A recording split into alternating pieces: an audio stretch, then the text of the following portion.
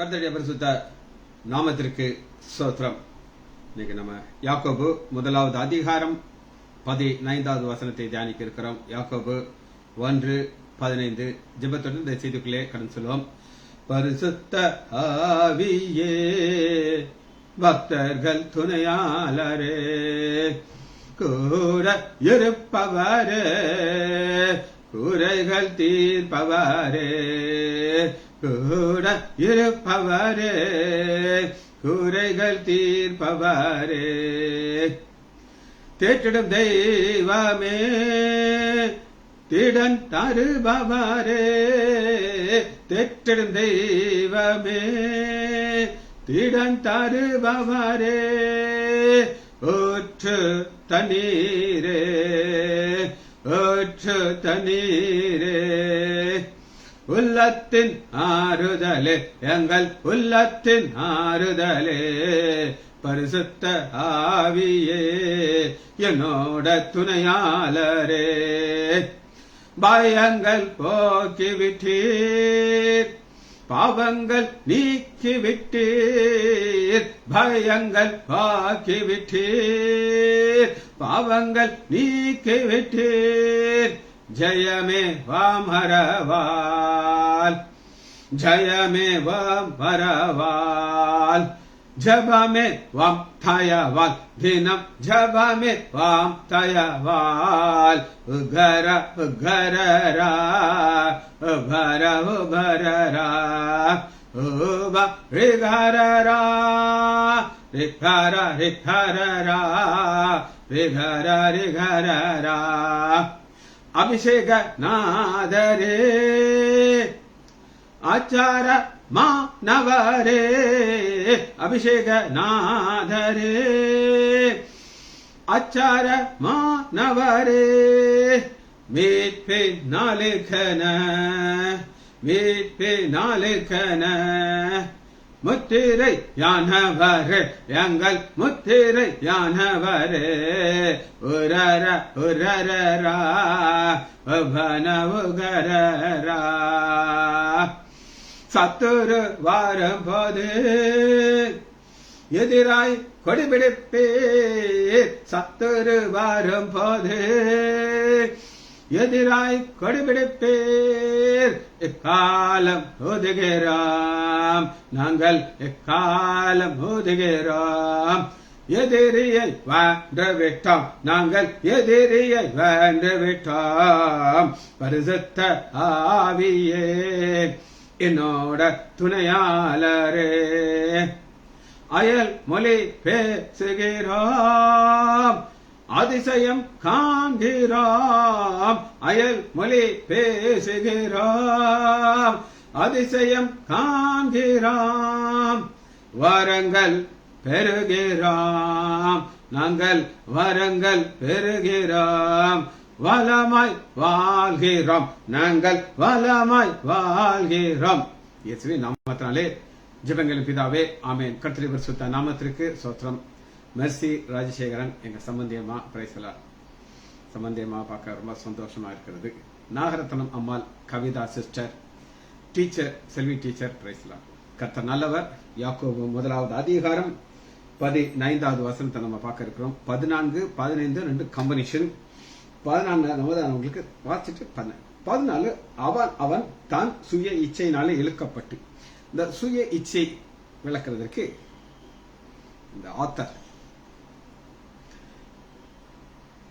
என்ன ஒரு உதாரணம் சொன்னார் அப்படின்னு கேட்டீங்கன்னா, வார்னர் டபிள்யூ வெஸ்பி கிடைச்ச அந்த புத்தகத்தை வாட்சி பாருங்க. அதுல தான் நான் முடிச்சிருக்கேன். அது மட்டும் கிடையாது, ஒரு 3 புத்தகத்துல தான் நான் வார்னர் டபிள்யூ வெஸ்பி WWW என்ன ஒரு உதாரணம் சொன்னா, ஒரு புழு கொக்கி, ஒரு மீன் கொக்கி மீன் பிடிக்கிறதுக்கு தொங்கிட்டு இருக்கும். அது கொக்கினானா அது போகாது. ஆனா அதுக்கு முள்ள ஒரு புழுவை மாட்டி வச்சிருப்பாங்க. அந்த புழுவை பார்த்த உடனே அந்த மீனுக்கு அதற்கு உள்ள இருக்கிற கொக்கி தூண்டில் தெரியாது. அது ரொம்ப சந்தோஷம். அப்போ என்ன செய்யும்? சாப்பிடும், நாக்க மாட்டிக்கணும், வெளியே வர முடியாது. இந்த ஒரு உதாரணத்தை இங்க சொன்னார். அவன் தன் தன் சுய இச்சை, மீன் அது பாட்டு போயிட்டு இருக்குது, இங்க வரணுங்கிற அவசியமே இல்லை. அதுக்கு அட்ராக்ட் பண்றதுக்கு, அதை இழுக்கிறதுக்கு அவன் ஒரு கொக்கில புழுவை தொங்க போட்டிருக்கான். இழுக்கப்பட்டு சிக்குண்டு, நாக்கு மாட்டிக்கிடுச்சு, சிக்குண்டு சோதிக்கப்படுகிறான். இது ஃபர்ஸ்ட் நம்ம பார்த்தோம். ரெண்டாவது உதாரணத்தை மாத்திட்டார் ஆவியானவர். எப்படி மாத்துறாரு அப்படின்னா, ஒரு பிரெக்னன்சியை காட்டுறது. பின்பு இச்சையானது கர்ப்பம் தரித்து, கர்ப்பம் தரித்து பாவத்தை பிறப்பிக்கும். பாவம் பூர்ணமான பொழுது, அது ஒரு டைம் கொடுத்திருக்காரு, பூர்ணமானது மரணத்தை பிறப்பிக்கும். இப்ப கர்ப்பம் ஒரு நடந்த சம்பவத்தை நான் உங்களுக்கு சொல்றேன். ஒரு வருஷம் 1.5 வருஷத்துக்கு முன்னாடி இது காமனா நடக்குது, புதுசு கிடையாது, உங்களுக்கு இதெல்லாம் தெரியாது. ஒரு பொண்ணு, சின்ன பொண்ணு, புதுசா இருக்கா. அங்க இவ்வளவு படிப்பு இல்லைன்னா, இந்த பொண்ணு வயசுக்கு வந்த பொண்ணா இல்லையான்னு கூட எனக்கு ஒரு சின்ன சந்தேகம் இருந்துச்சு. அந்த மாதிரி ஒரு பொண்ணு. அதுக்கு ஒரே கம்ப்ளைண்ட் என்ன, எனக்கு வயிறு வலிக்குது, வயிறு வீக்கா இருக்குது, வயிற்றுல ஏதோ கட்டி வந்துருச்சு. இதான் வயிறு வலிக்குது, வயிறு வீக்கமா இருக்குது, வயிற்றுல கட்டி இருக்குது. நான் நினைச்சேன் இது அல்சரா இருக்கும். ஏன்னா நம்மளால அந்த சந்தேகப்பட முடியாத அளவுக்கு ஒரு குட்டி பிள்ளை, ஒரு பொம்மை குட்டி மாதிரி இருக்குன்னு வச்சுக்கோங்களேன். அப்ப அட்மிட் பண்ணி ட்ரிப் போட்டு நான் ஒரு டெஸ்ட் மட்டும் எழுத சொன்னேன். யூரின் பிரெக்னன்சி டெஸ்ட் பார்த்துருவேன் இருக்கு அப்படின்னு. ஏன்னா வசனம் இருக்கு பார்த்தீங்களா. ஸ்டாஃப் வந்துட்டு சொல்றா, சார் அந்த பொண்ணு பிரெக்னன்சி பாசிட்டிவ்னு வந்துருக்கு சார், அவள் கர்ப்பமா இருக்கான்ட்டு. அவங்க அம்மா தலையில அடிச்சு அழுகுது அழுகுது அழுகுது. இது இந்த பொண்ணு, எங்க வீட்டு சின்ன பொண்ணு இப்படியாட்டு. யாருன்னு கேட்டானா, அக்காவுடைய கணவன் தான் காஸ். அக்கா கணவனை இவ எப்படி பார்க்கறா அப்படின்னு கேட்டீங்கன்னா, யார் யாரை பார்த்தாங்கன்னு எனக்கு தெரியாது, ஆனா சிக்குண்டதான். இப்ப பாருங்க, இப்ப இந்த வசனத்தை பாருங்க. யாக்கோபு 1வது அதிகாரம் பின்பு இச்சையானது, இச்சை. அப்ப அவங்களுக்கு ஏற்கனவே சொன்னேன், இச்சைங்கிறது என்ன அப்படின்னு கேட்டீங்கன்னா, ஒரு 4 தலைப்பை சொன்னேன். அந்த தலைப்பை நம்ம எழுதிக்கிடுவோம். திரும்ப யார் யாருக்கெல்லாம் எழுதுறதுக்கு ஆசை இருக்க எழுதிக்கிடுவோம். நம்பர் 1 டிசைர், அதான் இச்சை. அடுத்து டிசெப்ஷன், ஏமாற்றுகள். ஃபர்ஸ்ட் எல்லாமே டீல வருது பாருங்க. டிசைர், வாஞ்சை. 2வது டிசெப்ஷன், ஏமாற்றுதல். 3வது டிஸ்ஒபீடியன்ட், கீழ்ப்படியாமை. 4வது டெத். இந்த 4ல 2 நம்ம பார்த்தாச்சு. டிசைர்ங்கிறது ஆசை. அந்த டிசைரை நான் உங்களுக்கு எப்படி சொல்லிக் கொடுத்தேன் அப்படின்னு கேட்டீங்கன்னா, ஆசைங்கிறது மிக மிக முக்கியமானது நம்முடைய வாழ்க்கையில். எப்படி அப்படின்னு கேட்டீங்கன்னா, இப்ப இங்க உட்காந்துருக்கீங்க, யார் யாரெல்லாம் இங்க இருக்கீங்களோ எதுக்காக வந்திருக்கீங்க அப்படின்னா, வேத வசனத்தை கற்றுக்கொள்ளுகிற ஆசையில வந்திருக்கீங்க. இட் இஸ் அந்த ஆசையெல்லாம் குக்கிங் பார்க்கலாம், காமெடி பார்க்கலாம், எத்தனையோ காரியங்கள் பார்க்கறதுக்கு இருக்கு டிவியில, போன்ல. ஆனா அதை விட்டுட்டு நீங்க எதுக்கு வந்திருக்கீங்க? ஆசை. அது டிசைர். இப்ப இந்த ஆசையில சரியான டிசைர் இருக்கலாம், ராங் டிசைர் இருக்கலாம். இப்ப இந்த நான் சொன்ன பொண்ணு டிசைர் வந்துச்சு, அது ராங் டிசைர். அக்காவுடைய கணவன் நான் எப்படி பார்க்கணுமோ அப்படி பார்க்காம வேற கோணத்துல பார்க்க ஆரம்பிச்சிட்டாங்க. அதனால என்ன அர்த்தம்? டிசெப்ஷன், ஏமாறுதல் என்ன அப்படின்னு நீங்க கேட்டீங்கன்னா, நம்ம எதிர்பார்க்க மாட்டோம். அதான் பிரச்சனை. நான் சொல்லுங்க, கொக்கி இருக்குது, கொக்கிக்குள்ள முள் இருக்கு, அந்த முள்ளு மேல ஒரு புழு இருக்குது, அந்த புழு ஒரு அட்ராக்ட் பண்ணும், அது ஏமாந்துடும்.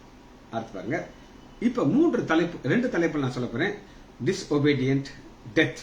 2 தான் அன்னை பார்க்கணும். டிஸ்ஒபீடியன்ட்னா அந்த கீழ்ப்படியாமையினால வருகிறது என்ன அப்படின்னு கேட்டீங்கன்னா, டெத், மரணம் வருது. சரி, இப்ப ஒரு நமக்கு தெரிஞ்ச தலைப்பு தான், இருந்தாலும் நம்ம அதை பார்க்காம இருக்க முடியாது.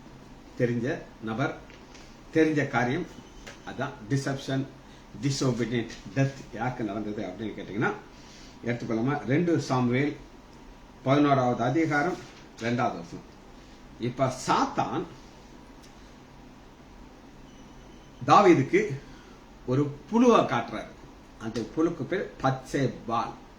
அதாவதுங்க, நம்முடைய வீக்னஸ் சாத்தானுக்கு நல்லா தெரியும். என்னுடைய வீக்னஸ் என்னன்னு தெரியும்.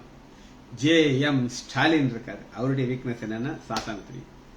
ஆரோக்கியராஜ் பிரதர், ஆம்பளையில தானே எடுக்கணும், பெண்கள் எடுக்கல, அது வேண்டாம் நமக்கு.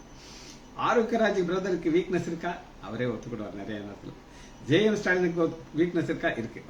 JM ஸ்டாலினுடைய வீக்னஸ் வேற, எனக்கு வேற. ஆனா சாத்தா வித்தியாசமானதை மாத்திக்கிட்டே இருப்பான். எதை மாத்திக்கிட்டு இருப்பான்? கொக்கி, அதான் உள்ள இருக்கிற புழுவை மட்டும் நிச்சயமா வெளியே இருக்கிற மாத்திக்கிட்டே இருப்பான். சரி, இப்ப பத்சேபால் ஒரு பெண். அவ தாவீதுக்கு மிக நெருக்கமான குடும்பத்தை சேர்ந்த ஒரு பெண்.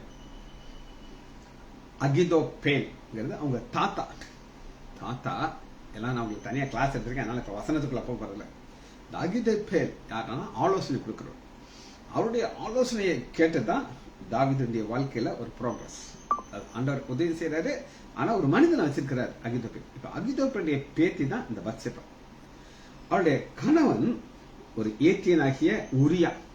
இந்த உரியா யார் அப்படின்னு கேட்டீங்கன்னா, இதோட one of the best bodyguard. அந்த லிஸ்ட்ல கடைசி வராரு. நான் உங்களுக்கு சொல்லிட்டேன். அதனால நீங்க வேணும்னா தேடி பார்த்துக்கோங்க. இப்போ அது டாபிக் அது கிடையாது. இப்போ டாபிக் என்னன்னா டிசெப்ஷன், ஏமாற்றப்படுறது, ரெண்டாவது மரணம். இந்த ரெண்டு தான் நம்ம பார்க்க போறோம். ரெண்டையும் நம்ம ரெண்டு பேருடைய வாழ்க்கையை நம்ம பார்க்க போறோம். முதல் தாவீதுடைய வாழ்க்கையை நம்ம பார்க்கறோம். இப்ப தாவீதுக்கு ஆண்டவர் என்னெல்லாம் கொடுத்திருந்தார் அப்படின்னு கேட்டீங்கன்னா, 12வது அதிகாரம் 8வது வசனம் ஆண்டவர் கொடுத்த ஆசீர்வாதம் லிஸ்ட சொல்றாரு. உன் ஆண்டவருடைய வீட்டை உனக்கு கொடுத்து. ஆண்டவருடைய வீடு அப்படின்னு என்னதுங்க? ஒரு பொசிஷன். அந்த பொசிஷன்ங்கிறது தாவீது எங்க இருந்து வந்தார் அப்படின்னீங்கன்னா, கரவல் ஆடுகளுக்கு பின்னாடி போயிட்டே இருந்தார். அப்படி இருந்தவர் ஆண்டவர் சிலர் உயர்த்துகிறார். அதாவதுங்க, உயர்த்தும் பொழுது நம்ம பழச மறந்துடக்கூடாது. ஒரு சினிமா நான் பார்த்தது எனக்கு ஞாபகம் இருக்கு. அதுல ஒரு ஹீரோ, அவன் வந்து ஒரு சர்வரா இருப்பான். அந்த ஆளு பெரிய சினிமா ஹீரோவா மாறிடுவார். ஹீரோவா மாறினோம்னா அவன் பெரிய ஒரு வீடு இருக்கும். அந்த வீட்டுல சென்டர்ல சர்வரா போட்டிருந்த அந்த ட்ரெஸ்ஸை அதில் தொங்க விட்டுருப்பான். எல்லாரும் கேட்பாங்க, நீங்க இப்ப என்ன பாக்குறீங்க, ஒரு பெரிய ஹீரோ, பணக்காரன், ஒரு அட்ராக்டிவா பாக்குறீங்க. ஒரு காலத்துல நான் இப்படித்தான் இருந்தேன். எப்படி இருந்தேன்? அந்த சிறுவர் ட்ரெஸ்ஸை போட்டுட்டு இருந்தேன். யாருமே என்னை மதிக்கல. இப்ப அது ஒரு சினிமாவா இருக்கட்டும், அதுல பின்னாடி இருக்கிற ஒரு காரியத்தை நம்ம பார்க்கணும். நான் இப்படி இருந்து இவ்வளவு தூரம் உயர்த்திருக்கேன். ஒரு கதை நான் உங்களுக்கு சொல்றேன். ஒரு ராஜா, அவருக்கு ஒரு சேம் இதே பிரின்சிபல் தான். இதை வச்சுதான் அந்த கதை எடுத்தாங்களா எனக்கு தெரியாது. அவருக்கு ஒரு மந்திரி அவர் 100க்கு 100 நம்புவார். ராஜா மந்திரியை அப்படி நம்புவாரு. மந்திரிக்கு அத்தனை ஒரு பொசிஷன் கொடுப்பாரு, அவ்வளவு ஒரு சலுகைகள் கொடுப்பாரு, அப்படி கொடுப்பாரு. ஆனா ரொம்ப நல்ல மந்திரி, ஆண்டவருடைய ஒரு ஊழியக்காரன். எப்பயும் ஜெபித்துக்கிட்டு ஆண்டோட்ட ஆலோசனை கேட்டு ராஜாக்கு ஆலோசனை சொல்லுவாரு. அவ்வளவு ஸ்மூத்தா போகும். இவருடைய அறைக்குள்ள ஒரு பழைய ட்ரங்க் பெட்டி வச்சிருக்காரு. பழைய ட்ரங்க் பெட்டி. அந்த ட்ரங்க் பெட்டிய டெய்லி கொஞ்ச நேரம் ஜெபம் பண்ணிட்டு அதை திறந்து பார்த்துட்டு தான் அவளே வருவார். இவங்க எதிரிகளுக்கு எல்லாருக்கும் ஒரு பயங்கர ஒரு என்னன்னா, இவன் ராஜாட்ட அடிக்கிற துட்டு எல்லாத்தையும் இதுக்குள்ள பெட்டிக்குள்ள தூக்கி வச்சிருக்கான் அப்படின்ட்டு ராஜாட்ட போய் நைஸா ஓதுறாங்க. ஓதுறதுன்னு என்ன சொல்லுங்க, நீங்க நம்புற மந்திரி ரொம்ப மோசமான, உங்கள்ட்ட அடிக்கிற காசுல அந்த பெட்டிக்குள்ள வச்சிருக்கான், டெய்லி அதை பார்த்துக்கிட்டு இருக்காங்க அப்படின்னு சொல்லி ராஜாக்கு நம்ப முடியல. ராஜா ஒரு நாள் சீக்கிரட்டா பாக்குறாரு. அவன் கரெக்டா போறான். அந்த ஜன்னவழியை பார்த்தானா அந்த பெட்டியை திறந்து அந்த பெட்டியை கொஞ்ச நேரம் பார்த்துட்டு ஜெபம் பண்ணிட்டு வெளியே வரான். டக்குன்னு ராஜா உள்ள வர்றாரு. அந்த பெட்டிக்குள்ள என்ன இருக்கு அப்படின்னு கேட்கிறாரு. ராஜா, உங்களுக்கு ஞாபகம் இருக்கா, நான் உங்கள்கிட்ட வேலைக்கு வரும்போது நான் ஒரு ஆட்டு மேய்ப்பனா இருந்தேன். ஆமா, எனக்கு தெரியும்ல, நான் தானே உன்னை சேர்த்தேன். அப்ப நான் போட்ட ட்ரெஸ்ஸும் என்னுடைய கையில இருந்த ஒரு குச்சி, ஒரு ஆட்டை மேய்க்கிற குச்சி அந்த பெட்டிக்குள்ள வச்சிருக்கேன். ஒரு காலத்துல நீங்க நீ துரத்தி விட்டீங்கன்னா நான் அந்த ட்ரெஸ்ஸையும் இந்த குச்சியும் மட்டும் எடுத்து நான் வெளியே போயிடுவேன். வேண்ட எதுவும் கிடையாது. நீ பாருங்க ராஜா. நான் பார்க்கும்போது ராஜா அப்படி கண்ணீர் விட்டாங்கிறாரா. இதுதான் பழைய நிலைமை. இதைத்தான் நம்ம பார்க்கிறோம். 2 சாமுவேல் 12வது அதிகாரம் 8வது வசனம். உன் ஆண்டவருடைய வீட்டை உனக்கு கொடுத்து, உன் ஆண்டவருடைய ஸ்திரீகளை உன் மடியிலே தந்து. ஆண்டவருடைய ஸ்திரீனா ஆண்டவர் யார் யாரெல்லாம் தாவீதோட இணைத்து சந்ததி வரணுமோ அதை குறிக்கிறார். இஸ்ரவேல் வம்சத்தையும் யூதா வம்சத்தையும் உனக்கு கையளித்தேன். இது போதாதிருந்தால் இன்னும் உனக்கு வேண்டியது தரும். இது போதாது வேணுமா எங்கிட்ட கேள்வி, நீயே அனுசெய்ற, உரியாவுடைய மனைவி எடுத்துக்கிட்ட அப்படிங்கிறார். ஆண்டவருடைய வார்த்தை ஷார்ப்பா தாவீதை பெனிட்ரேட் பண்ணுது. காரணம் என்ன அப்படின்னா, அவர் செய்த தவறு நம்ம பார்க்கிறோம். 8வது வசனம் பாருங்க. கர்த்தருடைய பார்வைக்கு பொல்லாப்பானதை இந்த காரியத்தை செய்து. கர்த்தருடைய பார்வை.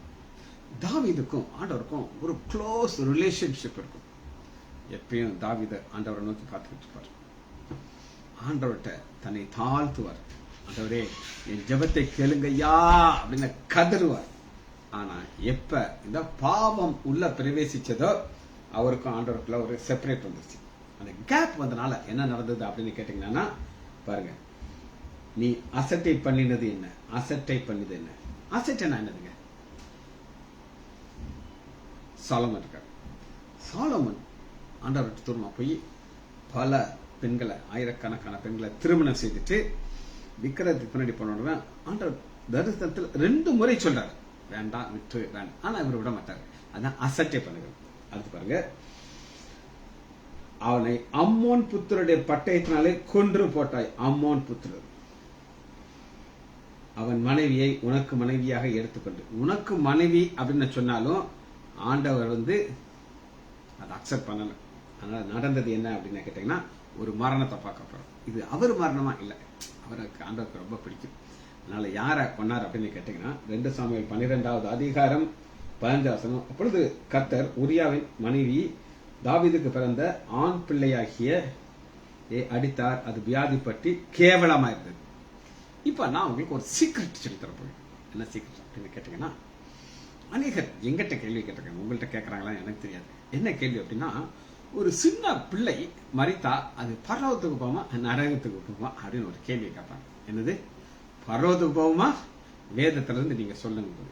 இங்க நான் உங்களுக்கு இப்ப நான் சொல்லித்தரேன். தாவீது அதிகமாக விண்ணப்பம் செய்தவர். ஸ்டாலின் அதிகமாக கொடுத்தவர்கள்ட்ட தான் அதிகமாக கேட்பார்.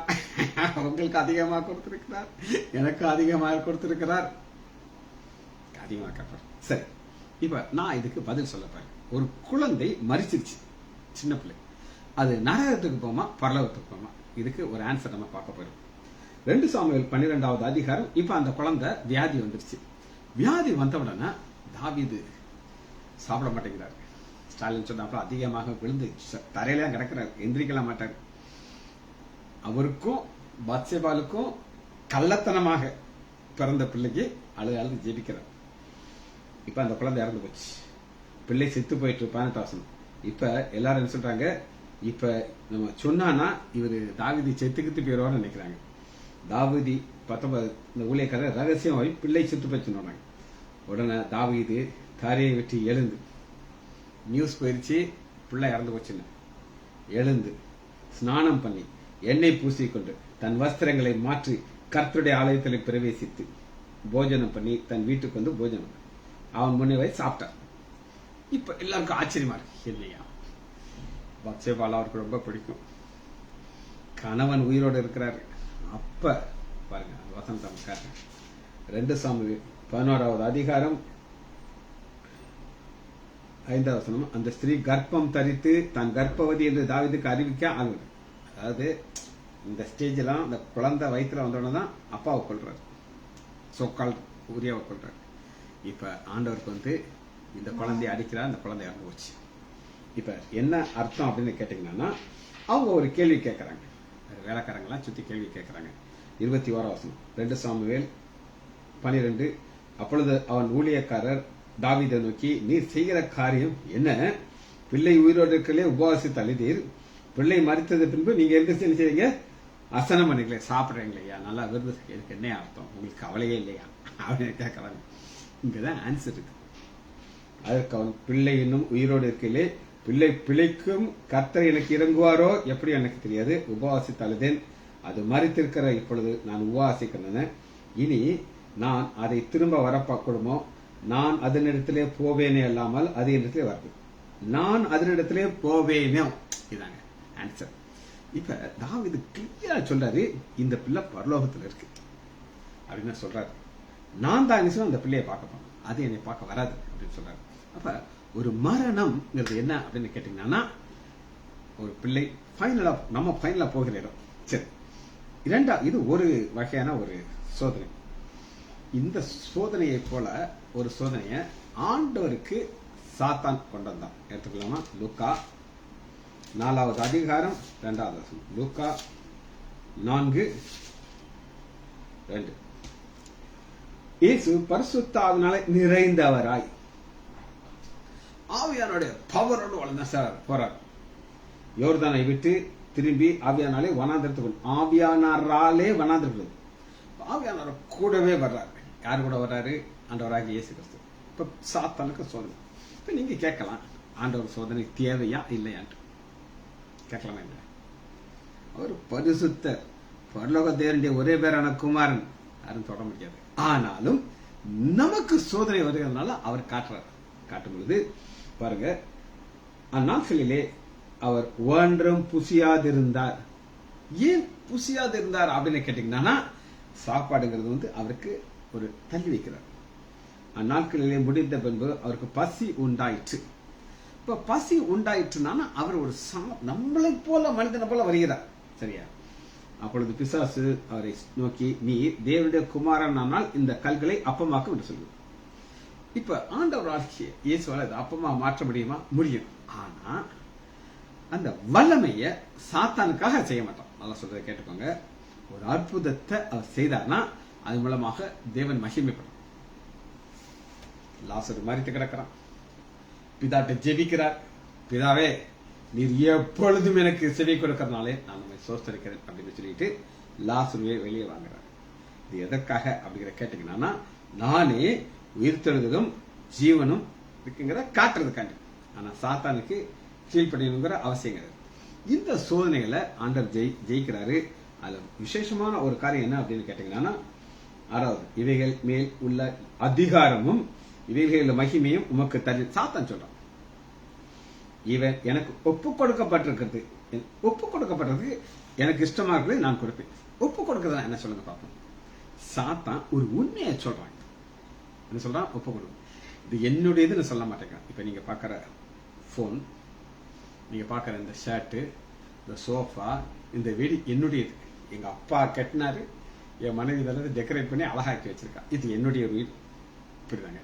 இது எனக்கு ஒப்பு கொடுக்கப்படவில்லை. நான் எத்தனை வருஷம் இந்த உலகத்துல உயிரோடு இருப்பேனோ மறிக்கிற வரை இது எனக்கு சொந்தம்.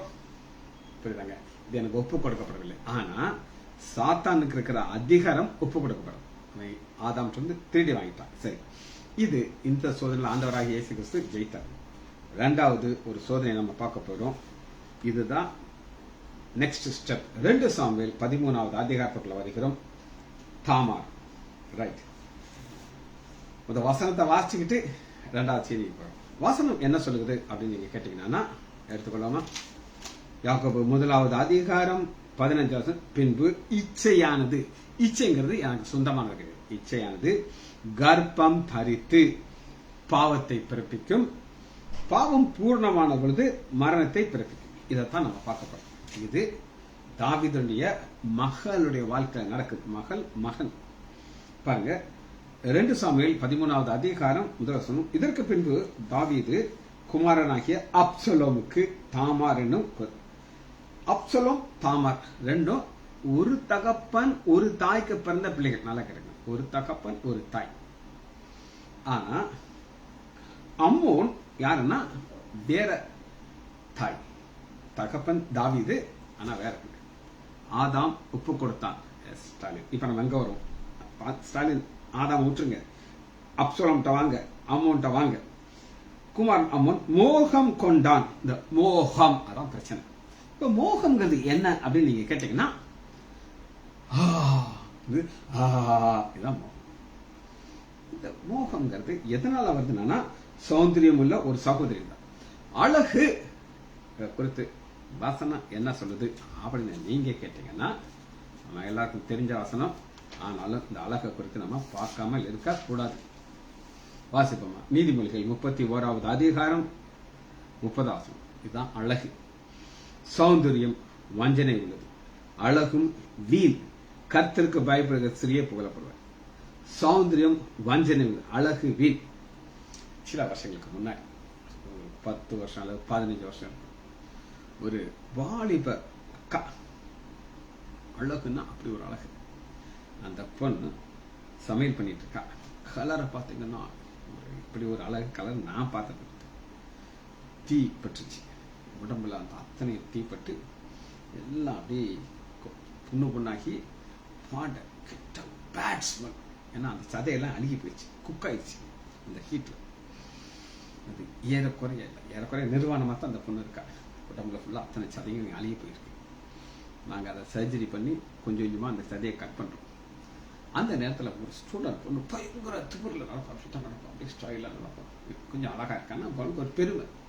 நான் சொன்னேன், ஏமா நீ அழகான பொண்ணுன்னு உன்ட்ட யாராவது சொல்லியிருக்காங்க? யார் என்ற சொல்லலான்னு மட்டும் சொல்லல, கெத்தா பேசினேன். வா என் கூடட்டு அந்த தியேட்டருக்கு கூட்டு போனேன். மூக்க பொத்திக்கிட்டா, பார்த்துக்கோமா, வசனத்தை காமிச்சேன். சௌந்தரியம் வஞ்சனை விடுது, அழகும் வீண் வேஸ்ட். இந்த அக்கா இந்த தீ பிடிக்கிறதுக்கு முன்னாடி என்னைக்காவது நினைச்சிருப்பாளாம், ஏறக்குறைய நிர்வாணமா ஒரு 4-5 ஹாஸ்பிட்டலுக்கு போயிட்டு யாரும் அந்த டிப்ராய்மெண்ட் பண்ண முடியல, கடைசியில் என்கிட்ட வந்துச்சாங்க. நான் சொன்னேன், இவளை எவ்வளவு தூரத்துக்கு தன்னுடைய நிர்வாணத்தை மூடி வச்சிருக்கணும் இந்த பொண்ணு. இப்ப பாரு, இப்படி ஒரு ஒரு சௌந்தரிய வீண்கிற நான் உங்களுக்கு காட்டினேன். சரி, பார்த்தாச்சு. இப்ப தாமாரை பார்க்கிறோம். 2 சாமுவேல் 13வது அதிகாரம் 1வது வசனம். சௌந்தரியம் உள்ள ஒரு சகோதரி இருந்தார். தன் சகோதரியாகிய தாமாரின் ஏக்கம் கொண்டு வியாதிப்பட்டான். ஏக்கம் கொண்டு வியாதிப்பட்டானா என்ன அர்த்தம் அப்படின்னு கேட்டீங்கன்னா, அவருடைய ஆவி, ஆத்மா, சரீரம் முழுவதும் சகோதரி தான் உட்கார்ந்துட்டு இருக்க. சகோதரியாக பார்க்காமல் இச்சையோடு பார்க்கணும். அதனாலதான் வசனம் என்ன சொல்லுது அப்படின்னு கேட்டீங்கன்னா, எமோஷன் இது இழுக்குது, என்ன செய்யுது, இழுக்குது. அப்படி இப்ப நம்ம ஒவ்வொரு வசனமா வாசிக்க முடியாது, மேட்டர் மட்டும் சொல்லிடுறேன். நியூஸ் அப்பாட்ட போது தாவீதுக்கு என்ன பிரச்சனைனா, வீடை குறித்து கவலையே இல்லை, வீட்டுல என்ன நடக்குதுன்னு தெரியல. அவர் உடனே தாமாருக்கு இன்ஃபர்மேஷன் கொடுக்குறாரு, நீ போ, அவனுக்கு பணியாரம் சுட்டு நீயே வாயில ஊட்டு, அப்ப அவனுக்கு நல்லாயிருமா அப்படின்னு சொல்லி ஆலோசனை கொடுக்கறது யார் அப்படின்னு கேட்டீங்கன்னா, 3வது வசனம். அம்மோனுக்கு தாவீதுடைய தமையன் சிமியாவின் குமாரனாகிய யோனாதாப் என்னும் பேர் கொண்ட ஒரு சிநேகிதன் இருந்தான். அந்த யோனாதாப் மகா தந்திரவாதி. அந்த தந்திரவாதின்னு ஒருத்தர் இருக்கான் பாத்தீங்கன்னா, அதான் சாத்தான் எப்பயுமே ஒரு இடத்துல போட்டுருவான். அவன் என்ன செய்வான், இந்த வேலையை செய்யி, இது உனக்கு சூப்பரா ஒண்ணு செய்யும், இந்த ஐடியா கிளிக் ஆயிரும் அப்படின்னு சொல்லுவான். இதனால நடந்தது என்ன அப்படின்னு கேட்டீங்கன்னா, பாருங்க 11வது வசனம். 2 சாமுவேல் 13:11. அவன் சாப்பிடும்படி அவள் கிட்டே கொண்டு வருகிறே, அவன் அவளை பிடித்து அவனை பார்த்து, என் சகோதரியை நீ வந்து என்னோட சயனி. சகோதரி என்ன சொல்றான், வந்து சயனிக்கிறான். அதுக்கு அந்த சகோதரி என்ன சொல்றா பாத்தீங்கன்னா, அதற்கு அவள், வேண்டாம், என் சகோதரனை என்னை அவமானப்படுத்தாதே. இதாங்க இந்த பெண்ணுடைய இருதயம் எப்படி துடிச்சிட்டு இருக்கும் பாருங்க. சொல்றார், நான் என் வெட்கத்தோடு எங்கே போவேன், நீயும் இஸ்ரவேலிலே மதிகட்டம் நினைப்பார். இப்பொழுது நீ ராஜாவோடு பேசு, அவர் நினைத்தார் என்ன சொன்னாலும் அவளோடு சயனித்து அவளை கற்பழித்தார். அடுத்து ரொம்ப ஒரு வேதனையான ஒரு வசனம், அடுத்த வசனம் தான். என்ன வசனம் பாத்தீங்கன்னா, பிற்பாடு அம்மோன் அவளை மிகவும் வெறுத்தான். அவனுக்கு காரியம் முடிஞ்ச உடனே அப்ப அவனுக்கு எதுதான் வேணும்னா அந்த சதைதான், ஃபிளஷ், மோகம், அதுக்கு உள்ள ஒரு மனசு அப்படின்னு இருக்கு. அந்த சகோதரி வேதனைப்படுவாள் எதுவுமே புரியல. அப்ப இதுதான் இழுக்குச்சு, இச்சையாயிருச்சு. இனி அடுத்து ஒரு ஸ்டெப் இருக்கு, அது என்ன நம்ம பார்ப்போம். அவளை விரும்பின விருப்பத்தை பார்க்கலாம், அவளை வெறுத்த வெறுப்பு அதிகமா இருந்தது. ஆகையால் நீ எழுந்து போய்விடு என்று அவனோடு சொன்னான். அப்பொழுது அவள், நீ எனக்கு முந்தி செய்த அநியாயத்தை பார்க்கலாம், இப்பொழுது என்னை துரத்தி வருவது அதிக அநியாயம். அப்ப அவன் என்ன எதிர்பார்த்திருப்பாள் அப்படின்னு நான் சொல்றேன். ஒரு ஹியூமன் பீயிங், தப்பு நடந்துச்சு. நடந்த உடனே அவன் ஆக்சுவலி இருக்கணும், நான் தப்பு பண்ணிட்டேமா, நான் அவனை கண்ணின் மணியை போல பாத்துக்கிறேன், என்ன அவனே ஒரு சகோதரியா தான் நான் பார்ப்பேன், நான் உனக்கு செய்ததுக்கு என்னை மன்னித்துக்கொள் அப்படின்னு சொல்றது பதில் துரத்துறான். இது கடைசியில நடக்கிறது என்ன அப்படின்னு கேட்டீங்கன்னா, இங்க பாருங்க, ஒரு பிரதர் இருக்காரு. 2 சாமுவேல் 13வது அதிகாரம் 1வது வசனத்துல,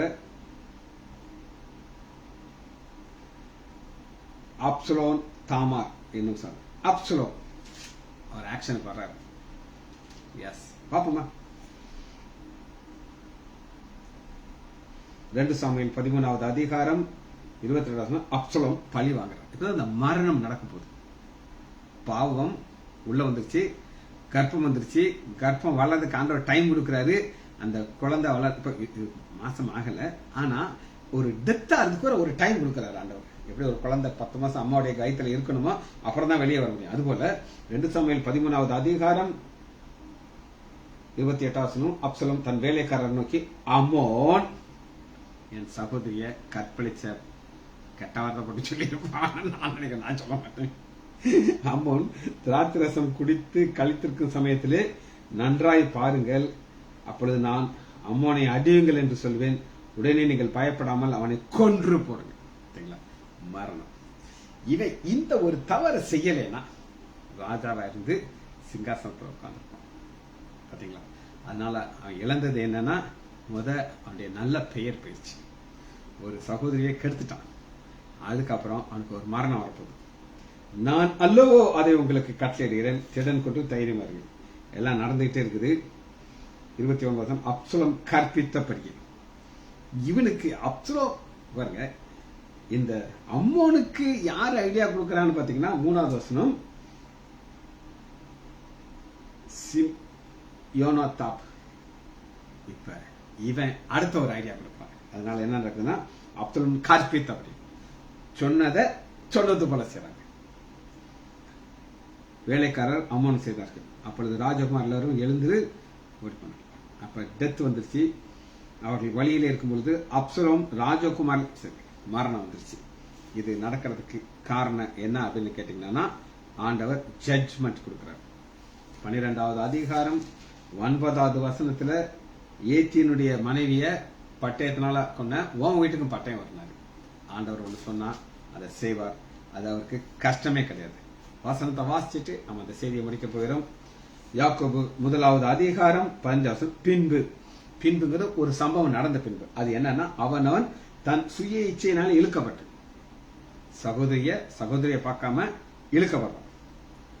சிக்குண்டு மாட்டிக்கிட்டான். அந்த நேரமே அவன் மனம் தேடிருக்கணும். அவனுடைய நண்பன் உண்மையான நண்பனா இருந்தா சரியான ஆலோசனை சிக்குள்ளாம பார்த்துருப்பாரு. சோதிக்கப்படுகிறது. வெளியே வந்து அந்த அந்த தாட்டை மனசுல தூக்கி போட்டு நம்ம ஆலயத்துக்கு போவோம், வேதத்தை வாசிப்போம். அப்பா கூட போயிடும்.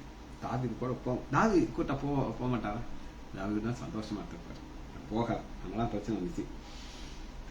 இதெல்லாம் நடந்ததுக்கு பின்பு இச்சையானது கற்பம் தடுத்து வந்துச்சு, மைண்டுக்குள்ள இருந்துச்சு, ஆக்ஷனுக்கு வந்துச்சு. பாவம் பூர்ணமானது பொழுது மரணத்துக்கு வேலைக்காரனால கரங்களை செத்தே போயிட்டான். ஜெபிச்சு முடிப்போமா? மகா இரக்கமும் கிருபையும் உள்ள பிதாவே, துதிக்கிறோம் ஐயா. நீர் நல்லவர் ஐயா. ஆவியானவர் நீர் எங்களோட கூட இருக்கிறீர் ஐயா. சத்துரு வெள்ளம் போல வரும்பொழுது ஆவியானவர் கொடியேற்றி எங்களை இம்மட்டும் காத்ததுக்கு நன்றி ராஜா. இனியும் எங்களை சுத்தப்பட்ட முடிமறித்து காத்துக்கொள்ளுங்கப்பா. பிள்ளைகள் ஒவ்வொருவரையும் என் ஆண்டவராகிய இயேசு கிறிஸ்துவின் நாமத்தினாலே ஆசீர்வதிக்கிறேன். இயேசுவின் நாமத்தினாலே ஜெபங்களின் பிதாவே. ஆமேன், ஆமேன்.